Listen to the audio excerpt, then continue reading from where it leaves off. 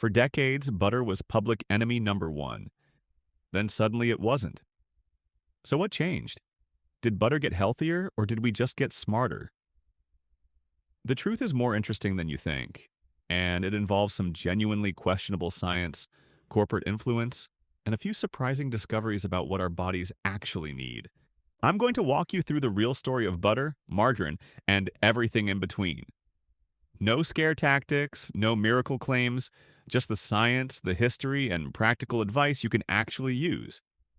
By the end, you'll understand what to look for on labels, which concerns are real versus overblown, and how to make choices that actually fit your life and health goals. Before we dive in, drop a comment telling me, are you team butter, team margarine, or genuinely confused? And what questions do you have? I read every comment. All right, let's start with how we got here in the first place. In the 1960s, a scientist named Ancel Keys proposed something revolutionary. That saturated fat from foods like butter was causing America's heart disease epidemic. His research seemed compelling, and health organizations jumped on board. The result? Butter became the villain, and margarine, made from vegetable oils, became the hero. There was just one problem. To make liquid vegetable oil solid like butter, manufacturers used a process called hydrogenation. And this created something called trans fats. Here's where it gets interesting. For about 40 years, we were told to replace butter with products that we later discovered were actually worse for heart health. Trans fats raised bad cholesterol and lowered good cholesterol, a double hit. By the early 2000s, research was clear. Trans fats were harmful. The FDA finally banned artificial trans fats in 2015, though some products were allowed until 2018. So, was the original research on butter wrong? Not entirely, but it was incomplete. Scientists now understand that nutrition is way more complex than saturated fat equals bad. Context matters. What else you eat matters. Your overall lifestyle matters. The lesson here? Nutrition science evolves. What seems certain today might be refined tomorrow. That's not a weakness, that's how science works. Now let's get clear on what we're actually talking about. Real butter is simple. Cream from milk, churned until the fat separates from the liquid. That's it. Sometimes salt is added. Traditional butter is about 80% fat, 15% water, and 5% milk solids. What's in that fat? About 50 to 60% is saturated fat. About 25 to 30% is monounsaturated fat, the same type in olive oil.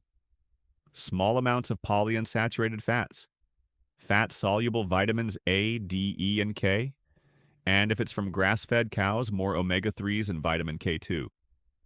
Now let's talk about the different types you'll see in stores. Regular butter is your standard grocery store option, usually from grain-fed cows and pasteurized for safety. Grass-fed butter comes from cows that eat grass instead of grain. It contains more omega-3 fatty acids and vitamin K2. The difference is real but not massive. It's slightly more nutritious, and many people prefer the richer flavor. Cultured butter is made from fermented cream, giving it a tangy taste. It's popular in Europe. The fermentation does create some beneficial compounds, though research on significant health benefits is limited. Then there's ghee, which is clarified butter. That means butter with the water and milk solids removed. This makes it shelf-stable and gives it a higher smoke point for cooking. It's good for people with lactose sensitivity since most lactose is in the milk solids that get removed.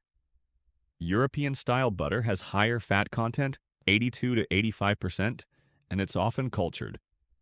Richer taste, better for baking. What about raw butter? This is unpasteurized. While some people seek it out, pasteurization kills harmful bacteria.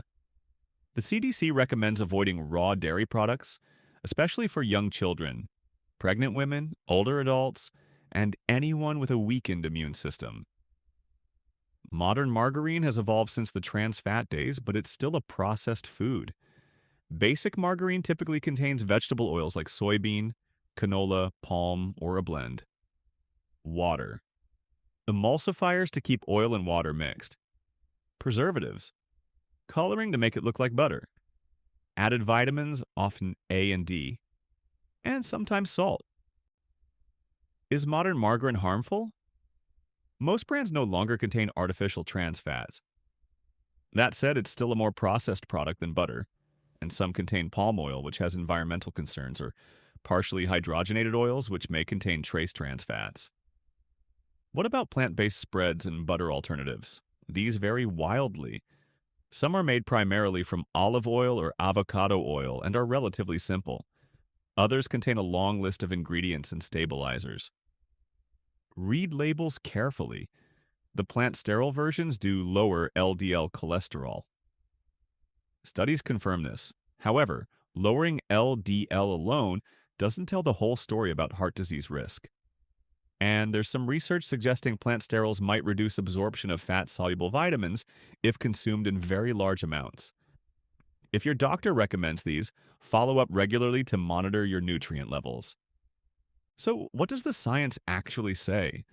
Let's look at what major health organizations currently recommend based on the best available evidence. On saturated fat, the American Heart Association still recommends limiting saturated fat to about 5 to 6% of total calories for people who need to lower cholesterol.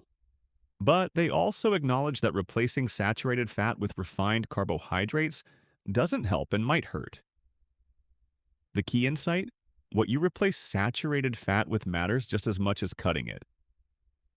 Recent large studies show that replacing saturated fat with polyunsaturated fats, like those in fish, nuts, and seeds, is associated with lower heart disease risk. Replacing saturated fat with refined carbs and sugars shows no benefit. And total diet quality matters more than any single nutrient. On butter specifically, a 2016 analysis of 9 studies involving over 600,000 people found that butter consumption had a relatively weak association with heart disease. Neither strongly harmful nor protective. 1 tablespoon daily was associated with a tiny increase in risk, but far less than previously thought. Here's something interesting: the Mediterranean diet paradox. Some of the healthiest populations eat butter and full-fat dairy, but they also eat tons of vegetables, fruits, fish, nuts, and olive oil, and stay physically active. Context matters. What about inflammation? Some people claim butter causes or reduces inflammation. The truth? Individual foods rarely cause inflammation in healthy people.